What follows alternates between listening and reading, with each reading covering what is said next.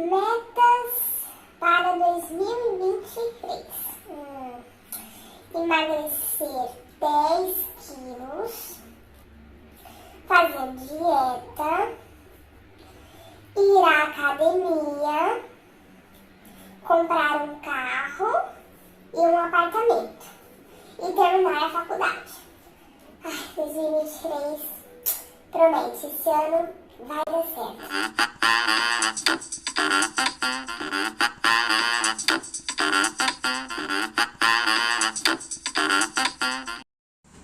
E aí, tudo bem com você? Me diz uma coisa, você é a pessoa das metas de ano novo? Se você é essa pessoa, fique em paz, eu também sou, sempre fiz metas de ano novo, mas eu queria conversar um pouquinho contigo a respeito daquilo que o Senhor me ensinou sobre esse tema quando eu estava fazendo as minhas metas do ano de 2022. O que acontece é que muitas vezes a gente transforma a lista de metinhas em, na verdade, lista de desejos.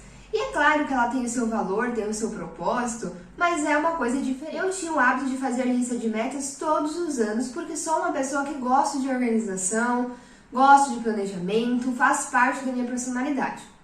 Então, todos os anos, no comecinho do ano, sempre na primeira semana de janeiro, eu costumava escrever o que eu esperava naquele ano. Então, eu trabalhava bastante para que aquilo acontecesse, conforme havia estipulado. Inclusive, negava e evitava oportunidades que surgiam no meio do ano porque a minha cabeça estava concentrada naquela lista de metas. Até aí tudo bem, realmente existem coisas que você vai precisar dizer não e você precisa ter foco para alcançar aquilo que você quer. Porém, no ano de 2022, o Senhor resolveu tratar comigo um tema que precisava ser tratado no meu coração. E quando eu fui escrever a minha listinha de metas, como eu sempre fazia, eu senti o Espírito Santo me incomodando e falando comigo no meu coração de que aquele ano eu não deveria fazer lista de metas. Eu sei, para você que é uma pessoa organizada, que gosta de planejar como eu, só de ouvir isso deve te dar um arrepio de viver um ano sem se planejar. Mas a verdade é que toda vez que eu ia me planejar, eu sentia uma angústia muito grande. E eu interpretei, eu entendia que aquilo vinha da parte do Senhor. Porque ao mesmo tempo que me dava angústia de fazer as metas, eu percebia que Deus queria tratar algum tema dentro do meu coração.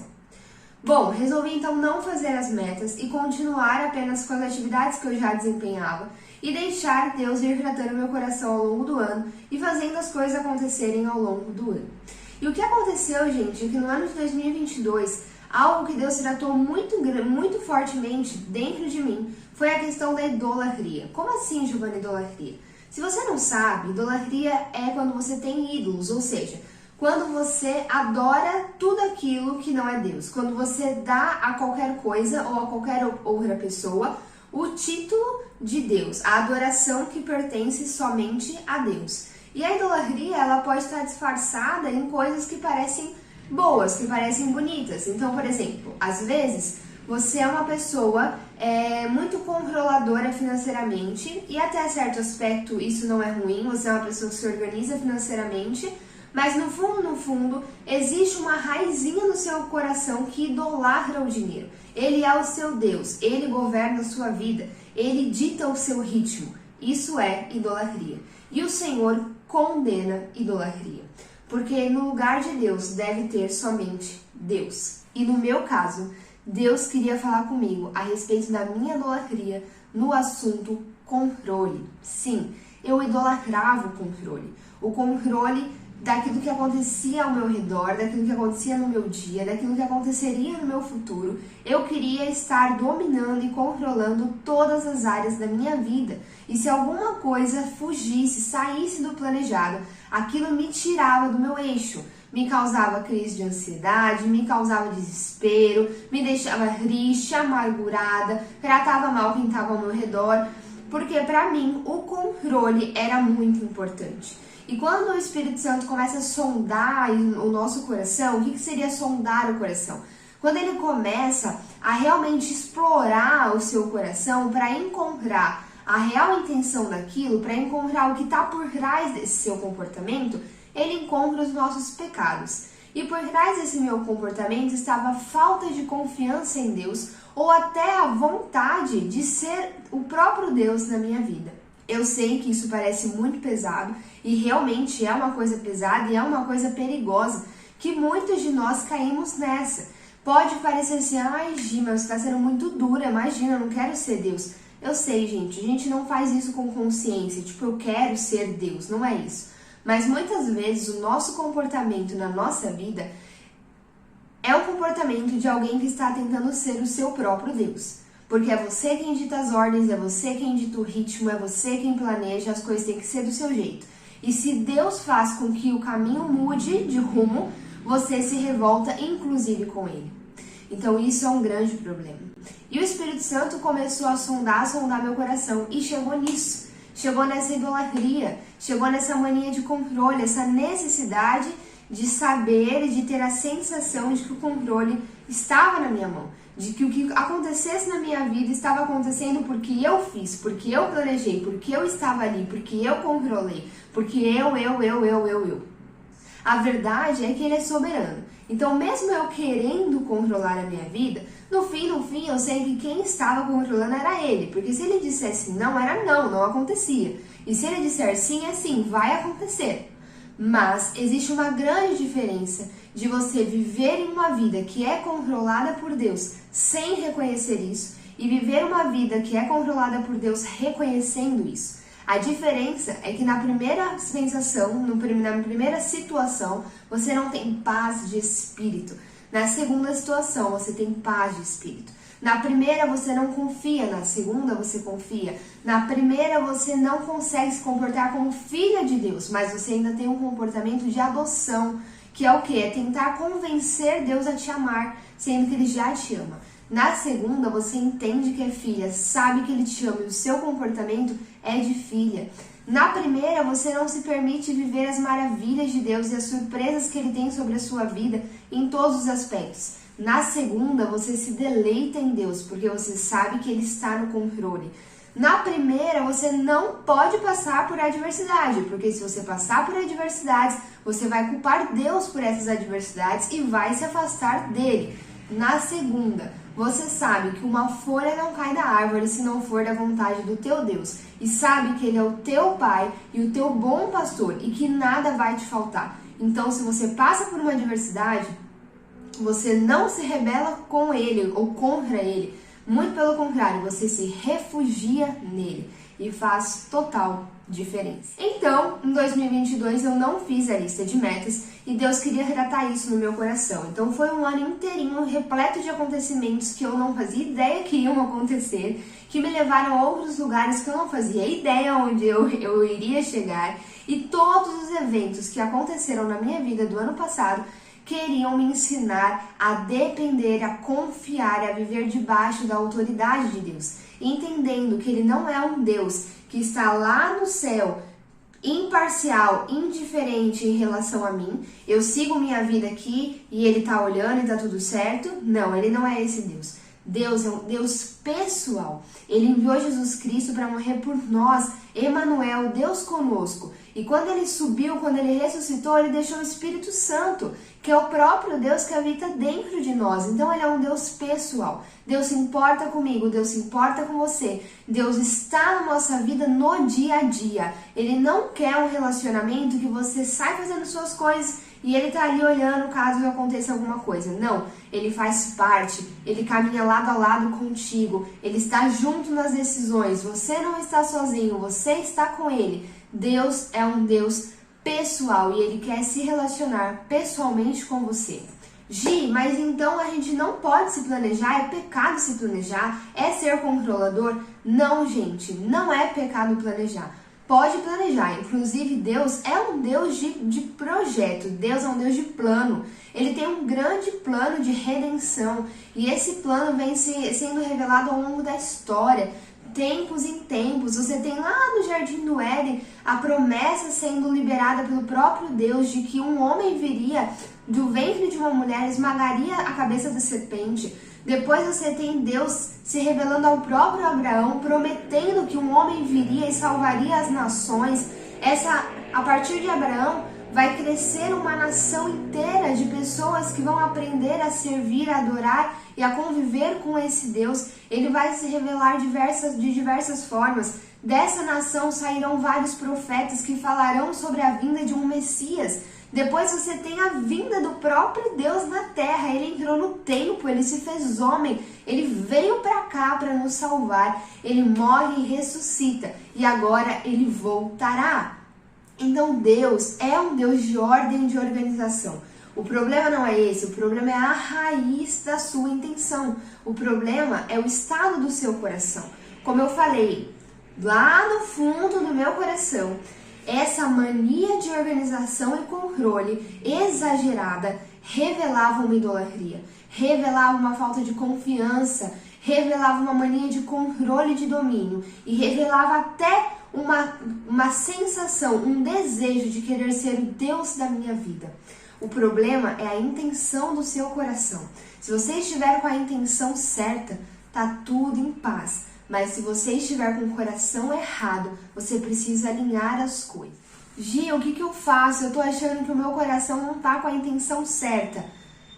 Procure entender qual é a intenção. Ore por isso. Eu sempre falo aqui, nas nossas orações, a oração não serve só para você fazer pedidos materiais. Ela serve para muito mais do que pedido, tá? Mas dentro do aspecto pedido, você pode pedir por coisas espirituais também. Peça para o Espírito Santo revelar para você. Espírito Santo de Deus, sonda o meu coração, conhece o meu coração e revela para mim qual é o meu pecado, o que eu estou escondendo com as minhas atitudes, a minha mania de planejamento, a minha necessidade de definir tudo que vai acontecer no meu ano. Isso esconde algo? Isso está escondendo algum tipo de pecado? Se sim, me revela qual é. E quando o Espírito Santo te revelar, que ele produza no seu coração verdadeiro arrependimento. Então se arrependa, derrame aos pés do Senhor e viva uma nova vida. E passe então a planejar e a fazer as suas metas com um coração alinhado ao coração do Pai. Tá, Gi, entendi isso, já entendi meu pecado, reconheci, o Espírito Santo me revelou, agora eu vou viver uma vida nova. Mas agora o que eu faço? Como que eu vou planejar o próximo ano? Porque agora eu não sei se eu posso fazer isso ou não posso fazer isso. Bom, gente, era a crise que eu estava o ano passado. Como eu falei pra vocês, Deus usou o ano de 2022 inteirinho para tratar esse assunto em meu coração. E tratou. O ano foi acabando e eu comecei então a orar perguntando pro Senhor: e agora, Deus, o próximo ano, o que eu vou fazer? Porque eu queria me organizar, porque eu sei que Deus é um Deus de ordem, mas eu não queria mais me organizar com o coração errado, mas com o coração na direção certa. E isso o Senhor já estava tratando. Então eu comecei a orar por direção, para que o Senhor me mostrasse o que Ele gostaria que eu vivesse em 2023. Eu não sei se você já se perguntou isso. A gente tem essa arrogância humana, essa prepotência humana. Esse ano eu vou fazer isso, eu vou fazer aquilo outro. Será? É isso que Deus quer que você faça? É isso que está no coração de Deus? Qual é a vontade de Deus para o seu ano? Porque nós fomos feitos para exaltar e glorificar o nome de Deus em todo o tempo. Então faça essa oração: Deus, como eu posso glorificar o teu nome no ano de 2023? O que o Senhor deseja de mim nesse ano? Ore por essa orientação, espere a resposta dele e então planeje o seu ano pautado nessa resposta. Para finalizar o vídeo, a fazer 2 tipos de oração. O primeiro, ore para que Deus sonde o seu coração, para que o Espírito Santo sonde tudo que está aí dentro e revele a você as reais intenções do seu coração e produza em você verdadeiro arrependimento para que você viva uma fase nova com o Senhor. 2, que você ore pela vontade de Deus para o ano de 2023. Que você ore para que Deus opere a vontade dele na sua vida, para que você esteja em obediência. Não existe nada melhor do que estar em obediência. Sabe por quê? Porque Deus sabe o que é melhor para você. Deus sabe o que é melhor para mim. E muitas vezes, gente, o que é melhor pra gente não é uma situação boa. Pasme, eu sei. Às vezes é uma situação difícil, às vezes é uma situação desafiadora, confrontadora, mas Deus sabe que é o melhor, porque coisas precisam ser tratadas quando você passar por essas situações. Então confie no teu Deus e entenda que o melhor é estar em obediência. Gi, eu vou fazer essas 2 orações, mas assim, será que Deus vai me responder rápido? Calma, espera. Gente, conversar com Deus é um relacionamento. Ele vai te responder. Esteja atento aos detalhes. Leia as escrituras. Esteja com o coração em silêncio para ouvir aquilo que Ele quer te dizer. E espere com paciência no Senhor. Viva a sua vida. Você está trabalhando? Vamos dar um exemplo mais claro aqui. Eu trabalho, eu tenho um emprego.